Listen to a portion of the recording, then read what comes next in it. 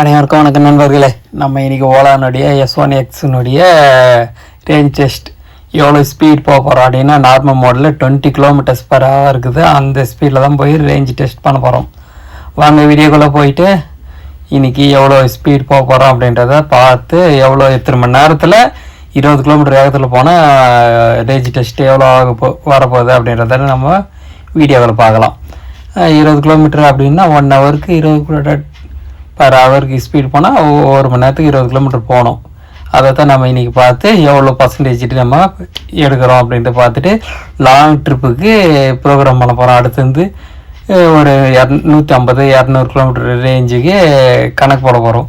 வாங்க வீடியோக்குள்ளே போய் நம்ம இன்றைக்கி ஓலானுடைய டாப் ஸ்பீட் இருக்குதுலேயே வந்தால் அதிகமான ரேஞ்சு கொடுக்குறவெல்லாம் நம்ம இதனுடைய ரேஞ்சை பார்க்கலாம். வாங்க போகலாம்.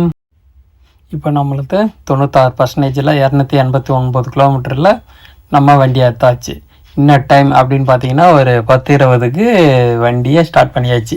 ஸோ இப்போது 10 km எவ்வளோ தூரம் போயிருக்கோம் அப்படின்றத பார்த்துட்டு நம்ம எவ்வளோ ரேஞ்சு கொடுத்துருக்கு அப்படின்றத நம்ம பார்க்க போகிறோம். வாங்க வீடியோக்குள்ளே போகலாம். 20 km வேகத்தில் போகிறதுன்றது சாதாரண விஷயம்னு நினச்சிருக்கிறீங்க, ரொம்ப கஷ்டம் இல்லை. ஸோ அதனால் நார்மல் மோடில் 20 km 20-21. ஸோ இது இந்த ரேஞ்சில் நம்ம க்ரூஸ் பண்ணிக்கின்னு நம்ம போயிட்டு எவ்வளோ நேரத்தில் 10 km நம்ம ரீச் ஆக போகிறோம். அப் அண்ட் டவுன் வந்து 20 km இத்தனை மணி நேரத்தில் போயிட்டு வரோன்றதை வச்சு தான் நம்ம லாங் ட்ரிப்புக்கு ப்ரோக்ராம் பண்ண போகிறோம். அடுத்து வந்து இது வந்து பார்த்திங்கன்னா 20 டாப் ஸ்பீடு 20, அடுத்து இந்த 40, அதுக்கப்புறம் 60 km ஸ்பீடில் நார்மல் மோட்லேயே எவ்வளோ மைலேஜ் போகுது அப்படின்றத நம்ம அடுத்தடுத்த வீடியோவில் பார்க்கலாம். இப்போதைக்கு நம்ம எவ்வளோ ஸ்பீடில் 20 km இதுவில் எவ்வளோ ரேஞ்சு கொடுக்குதுன்றதை நம்ம பார்க்க போகிறோம்.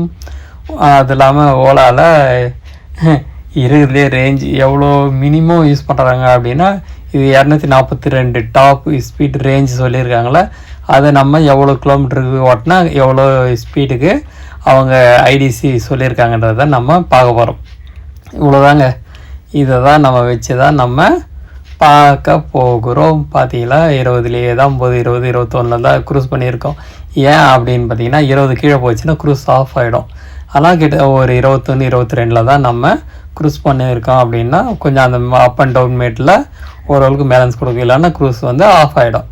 ஏன் க்ரூஸ் பண்ணிக்கின்னு போனோம் அப்படின்னா அப்போ தான் கரெக்டாக அந்த கிலோமீட்டர் ரேஞ்சை நம்ம மெயின்டைன் முடியும். ஆனால் ஸ்பீடு வந்து கொஞ்சம் பேலன்சிங் பண்ணோம்ல மோடு சொல்ல அதனுடைய டார்க் பவர் அதிகரிக்கும். இருந்தாலும் நம்மளுக்கு க்ரூஸ் பண்ணின்னு போகிறதுல தான் பெனிஃபிட்டு. கையிலேயே எவ்வளோ நேரம் டோட்டல் பண்ணின்னு திருப்பின்னு போக முடியும்.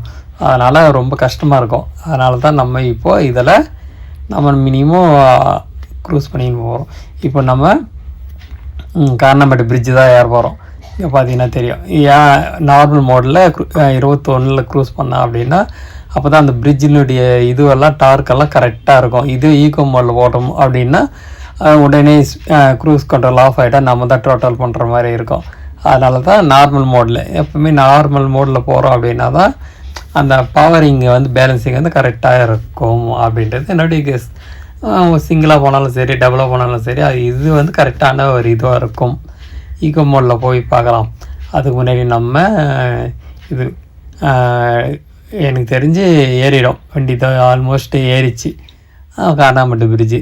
அதேமாரி இதெல்லாம் ஒன்றும் பிரச்சனை, பவர்லாம் எந்த பிரச்சனையும் இருக்காது. செம்மையாக வண்டி வந்து பார்த்திங்கன்னா தெரியும், அழகாக க்ரூஸ் பண்ணின்னு அதில் அதனுடைய பேலன்ஸை வந்து கரெக்டாக பேலன்ஸ் பண்ணின்னு மேலே ஏறிடும். ஓகே, காரணமட்டு பிரிட்ஜு நம்ம ஏறி முடிக்க போகிறோம். ஸோ பவர் பேலன்ஸ் எல்லாம் கரெக்டாக இருக்கும். ஏன் க்ரூஸ் பண்ணோம் அப்படின்னா அது நீங்கள் சொன்ன மாதிரி கையில் அந்த டோட்டல் பண்ணிக்கினே இருந்தோம்னா கை வலிக்கலாம். அதனால் இது இப்போ நம்ம ஜாலியாக வேடிக்கை பார்த்துக்கின்னு ஜாலியாக போகலாம். ஆனால் 20 km போகணும் அப்படின்றது எவ்வளோ கஷ்டமான விஷயம் இல்லை. அதை தான் நம்ம பார்க்க போகிறோம். 10 km எத்தனை மணி நேரத்தில் நம்ம போக போகிறோன்றதை தான் வச்சு கணக்கு போட போகிறோம். ஓகே, பார்த்தீங்கன்னா தெரியும் ஃபுல்லாக ஏறிச்சில் வண்டி. இப்போ வண்டி கீழே இறங்க ஆரம்பிக்கும் போது பிரிட்ஜ் மேலே. ஸோ ஒரு அழகான ஒரு இதெல்லாம் கீழே இறங்க. இப்போ டைமு 10:55 ஆகிடுச்சு. நம்ம 10:20க்கு அங்கே வண்டி எடுத்திருந்தோம். இது ஒரு 10:50 வச்சுக்கினா அப்போது ½ அன் ஹவருக்கு 10 km போகிறோம். அப்போ அரை மணி நேரத்துக்கு 10 கிலோமீட்டர் அப்படின்னு பார்த்தீங்கன்னா 1 மணி நேரத்துக்கு நம்ம 20 கிலோமீட்டர் தான் போக போகிறோம். அப்போ ஸ்பீடு 1 மணி நேரம் ஸ்பீடு டாப் ஸ்பீடுக்கு இவ்வளோ கணக்கு போட்டால் நம்ம ½ அன் ஹவருக்கு 10 கிலோமீட்டர் அப்படின்னு தான் நம்ம போக போகிறோம். அப்போது 1 மணி நேரத்துக்கு 10 கிலோமீட்டர்னு கணக்கு போட்டால் எவ்வளோ நேரம் வருது? 1 மணி நேரத்துக்கு 100 கிலோமீட்டருக்கு இன்னும் இவ்வளோ நேரம் ஆகுதா? அப்போது ஸ்பீடை வந்து 40லேருந்து 40க்கு மாற்றி ஆகணும், வேறு வழி இல்லை. ஸோ இந்த ரேஞ்சு ஸ்பீடுக்கெல்லாம் போனோம்னா நம்ம காலி ஆகிடுவோம். ஆனால் மைலேஜ் நல்லா தான் கொடுக்கல. அந்த மைலேஜ் பற்றி நம்ம அடுத்த இது லாஸ்ட்டாக வீடியோவில் பார்க்கலாம். இப்போதைக்கு ½ அன் ஹவருக்கு 10 கிலோமீட்டர் அப்படின்னா 1 மணி நேரத்துக்கு 20 கிலோமீட்டர் தான் போகிறோம். நம்ம கணக்கு போட்டது கரெக்டு தான். அப்போ 1 மணி நேரத்துக்கு ஸ்பீடு பர் ஹவருக்கு 20 கிலோமீட்டர் போனோம்னா 1 மணி நேரத்துக்கு 20 தான் போகும் அப்படின்றத நம்ம கன்ஃபார்ம் பண்ணியாச்சு. அதே மாதிரி எவ்வளோ மைலேஜ் கொடுக்குதுன்றதையும் நம்ம பார்த்துக்கலாம். பார்த்தா தான் அடுத்தது ஸ்பீடு 40 இல்லை 50 கிலோமீட்டர் ஸ்பீடுக்கு எவ்வளோ வேகத்துக்கு எத்தனை மணி நேரம் போகிறோம் அப்படின்றத அடுத்தது அந்த பதிவு தான் பண்ணுவோம். என்ன பார்க்க போகிறோம் அப்படின்னு பார்த்தீங்கன்னா 40 கிலோமீட்டர் ஸ்பீடு க்ரூஸ் பண்ணோம்னா 1 மணி நேரத்துக்கு 40 கிலோமீட்டர் ஸ்பீட் தான் போக போகிறோம். இப்படி தான் போகணும். ஸோ கிட்டத்தட்ட வந்தாச்சுல, முடிஞ்சு போச்சு. இப்போ பார்த்தீங்கன்னா எவ்வளோ பர்சன்டேஜ் இருக்குது அப்படின்றத நம்ம சின்னதாக ஒரு கால்குலேஷன் பண்ணலாம். 20 கிலோமீட்டர் ஓட்டியிருக்கோம், கிட்டத்தட்ட வந்தாச்சு. 11:30 வந்துட்டோம். அப்போது 1 மணி நேரத்துக்கு 20 கிலோமீட்டர் தான் நம்ம வண்டியை ஓட்டுறோம். ஓகே, ஒரு சின்ன கால்குலேஷன் பண்ணலாமா எவ்வளோ கிலோமீட்டர் ஓடிக்குதுன்றத? ஸோ கிட்டத்தட்ட நம்ம முடிச்சிட்டோம். ஸோ இப்போ சின்னதாக கால்குலேஷன் பண்ணலாமா எவ்வளோ ஓடிக்குதுன்றது? ஒரு 96% வண்டியை எடுத்தோம், 88%க்கு வீட்டுக்கு திரும்பி வந்துட்டோம். 20 கிலோமீட்டருக்கு. இப்போது 8% யூஸ் பண்ணியிருக்கோம். அடுத்தது எவ்வளோ கிலோமீட்டர் ஓடிக்குதுன்னா 310 ஓடி இருக்குது. 289 வண்டி எடுத்தோம். 21 கிலோமீட்டருக்கு ஓடி இருக்குது.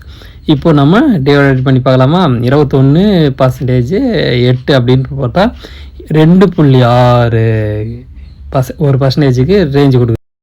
அப்போது 2.6 ஒரு பர்சன்டேஜுக்கு அப்படின்னா 260 கிலோமீட்ரு ரேஞ்சு கண்டிப்பாக கொடுக்குது அப்படின்றத பார்த்துட்டோம்.